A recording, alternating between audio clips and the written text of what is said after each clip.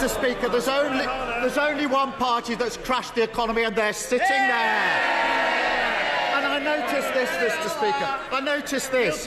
He won't say why Britain is set to be the first into a recession and the last out. So I will. 12 years of Tory failure, followed by 12 weeks of Tory chaos. For a decade, they've let our economy drift aimlessly before suddenly cutting the parachute ropes and slamming it to the ground. And because of the changes he's made, a typical household will end up with tax increases of £1,400. They don't want to hear about these tax increases of £1,400.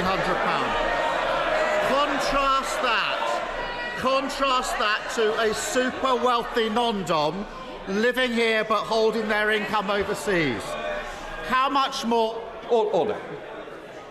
Mr. Young, I don't need any more. I don't need shouting, don't need pointing. You're meant to be a good example when you sit on this front bench. Because you're the second, don't spoil what you're meant to do.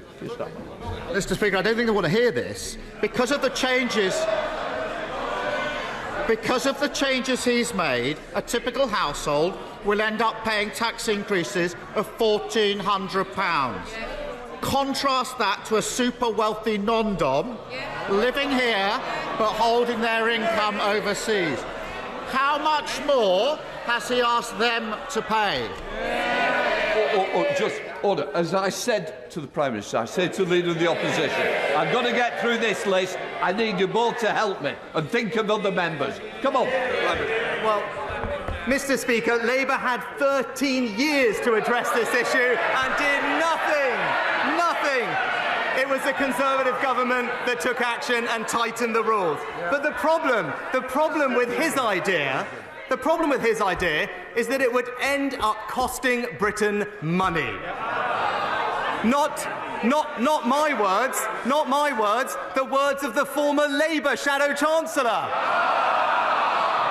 But rather than peddling fairy tales and gesture politics, let's actually tell him what we're doing to deliver for this country.